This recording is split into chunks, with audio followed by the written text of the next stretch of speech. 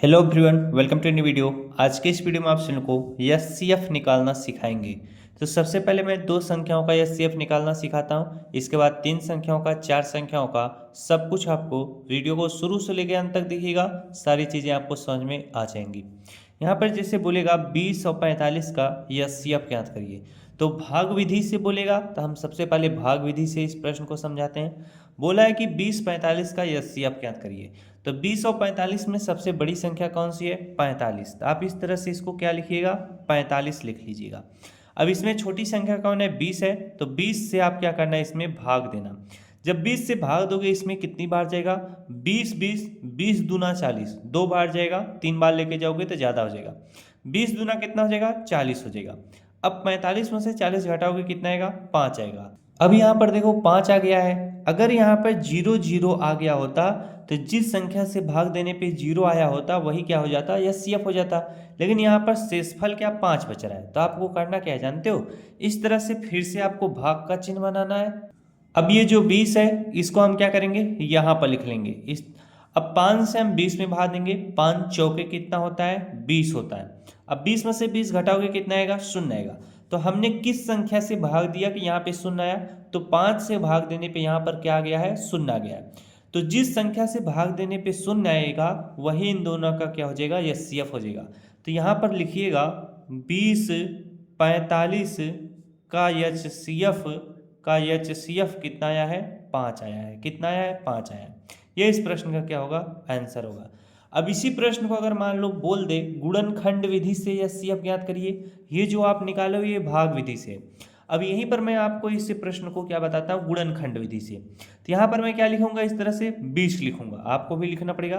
45 है तो इस तरह से 45 लिखेंगे। बात समझ में आ गई? अब 20 का हम लोग क्या निकालेंगे? गुणनखंड निकालेंगे। तो गुणनखंड कैसे होता है जानते हो? जैसे 20 को आपको तोड़ना है तो हमें इस तरह से 20 लिख लेता हूं। अब इसको तोड़ने के लिए सबसे छोटी संख्या से भाग देंगे, 2 दहम 20 हो जाएगा, फिर 2 से भाग दोगे 2 पंचे 10 हो जाएगा, फिर 5 एक्के 5 हो जाएगा। यहाँ पर देखो 2 फिर 5 आया है, तो इसको इसी के सामने लिखना 2 इंटू 2 इंटू 5। अब इसका गुणा करोगे 2 दूना 4, 4 पंचे कितना हो जाएगा? 20 हो जाएगा। बात समझ में आ गई? उसी तरह से हम 45 को भी क्या करेंगे? तोड़ लेंगे। तो इस तरह से 45 लिखेंगे। अब 45 तो 2 से कटेगा नहीं, 3 से कट जाएगा। तो 3 से काटोगे तो कितनी बार में कटेगा? 3 1 के 3 हो जाएगा, 3 पचे 15, यानी 3 15 में 45 होता है। अब इसको काटोगे 3 पचे कितना हो जाएगा? 15 हो जाएगा। अब 5 से काट लो, 5 1 के 5, यानी 3 आया है, फिर 3 फिर 5 है। तो 3 इंटू क्या लिखेंगे? 5 लिखेंगे। अब यहाँ पर इन दोनों में क्या करना है? कॉमन खोजना है। कॉमन क्या होता है? जो दोनों में सेम पाया जाए। तो इन दोनों में कॉमन क्या है? यानी 20 और 45 में देखो कॉमन क्या है? इसमें 2 है, इसमें 2 नहीं है, इसमें 2 है, इसमें भी 2 नहीं है, इसमें 3 है तो इसमें 3 मिल ही नहीं रहा है। एक चीज कॉमन है, इसमें भी 5 है, इसमें भी 5 है। जब कॉमन मिल जाए तो इस तरह से गोला बना लेना। अब इसमें भी 5 था, इसमें भी 5 था, तो यही 5 क्या हो जाएगा? आपका एचसीएफ हो जाएगा। इसी तरह से बस गुणनखंड विधि से हम एचसीएफ निकालते हैं। अब आपको अच्छे से चीजें समझ में आ गई होंगी। अब मैं 2-3 प्रश्न और आपको कराता हूं, फिर सारे डाउट आपके क्लियर हो जाएंगे। अब देखिए अगला प्रश्न है 75 25 40 का एचसीएफ आपको क्या करना है? निकालना है। तो यहाँ पर सबसे पहले दो संख्या आपको देखनी है, 75 है और 25 है। तो 75 और 25 में बड़ी संख्या कौन है? 75 है। तो हम इस तरह से इसको क्या लिखेंगे? 75 लिख लेंगे। अब इसमें छोटी संख्या यानी 25 से क्या करेंगे? भाग देंगे। तो 25 25, 25 दूनी 50, 25 तियाँ क्या होता है? 75 होता है। तो 3 बार में कट जाएगा, 25 तियाँ कितना होगा? 75 होगा। 75 में से 75 गया कितना? 0 हो गया। अब यहाँ पर देखो 0 आ गया होगा। अगर आपसे पूछा होता 75 और 25 का एचसीएफ क्या होता तो आप 25 बता देते, लेकिन पूछा था 75 25 और 40 का एचसीएफ आपको ज्ञात करने को। तो 75 और 25 का तो हमने निकाल लिया, बच रहा है 40, तो हम इस तरह से 40 लिखेंगे। अब जिस संख्या से भाग देने पे यहाँ पे 0 आया है उसी से हम यहाँ पे भाग देंगे। अब यहाँ पर 25 से भाग देने पे 0 आया था, तो यहाँ पर हम 25 से इसमें भाग देंगे। तो 25 दूना कितना होगा? 50 ज़्यादा हो जाएगा, तो 25 एक्के कितना ले जाएंगे? 25 ले जाएंगे।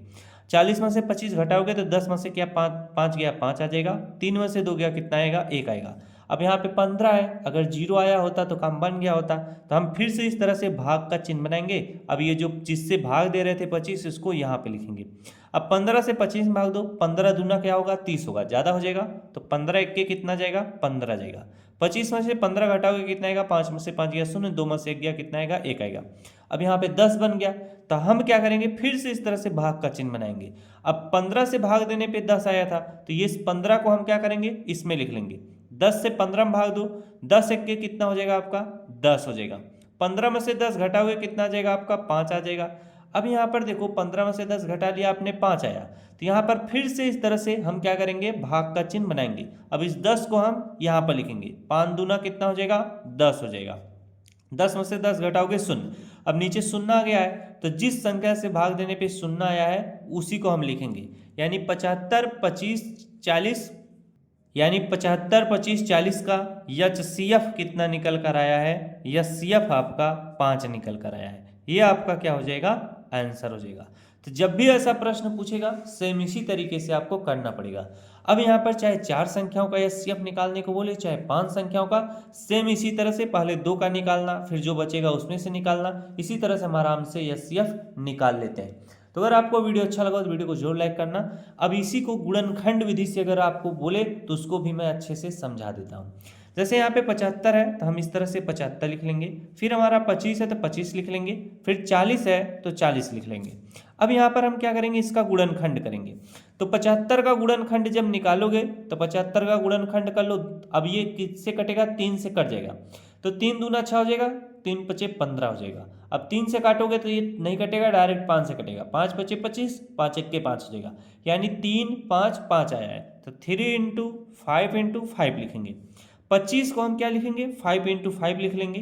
40 को हम क्या लिख लेंगे, 40 का गुणनखंड निकाल लेते हैं। 2 से कटेगा, 2 दूना 4, फिर 2 से कटेगा, 2 दाह में 20, फिर 2 से काटेंगे, 2 पंचे 10, फिर 5 से कटेगा, 5 एक के 5, कितना आया है, 1 2, फिर यहाँ पे 2, यानी 3 बार है, तो 2 इंटू 2 इंटू 2 इंटू 5। अब यहाँ पर देखो इन तीनों में जो कॉमन होगा, यानी ऐसी संख्या जो तीनों में हो वही क्या होगी, कॉमन होगी। तो इसमें 3 है, इसमें नहीं है, इसमें भी नहीं है। अब इसमें 5 है, इसमें भी 5 है, इसमें भी 5 है, तो 5 कॉमन हो जाएगा। इसमें 2 है, इसमें 2 नहीं है, इसमें भी 2 नहीं है, तो 2 कॉमन नहीं होगा। हम क्या करेंगे, इस तरह से हम इस 5 को कॉमन ले लेंगे, इस तरह से घेरा कर दिया जाता है। तो 75 25 और 40 का HCF कितना निकल कर आया है, 5 आया है। जब हमने गुणनखंड विधि से किया तो भी 5 आया, और जब भाग विधि से हमने किया तो भी कितना आया था, 5 आया था। तो इस तरीके से HCF क्या होता है, भाग विधि और गुणनखंड विधि से निकाला जाता है। तो आशा करता हूँ आप सभी को वीडियो अच्छा लगा होगा। अगर वीडियो अच्छा लगा तो वीडियो को जरूर लाइक करना। मिलते हैं नेक्स्ट क्लास में। Thanks for watching, I love you.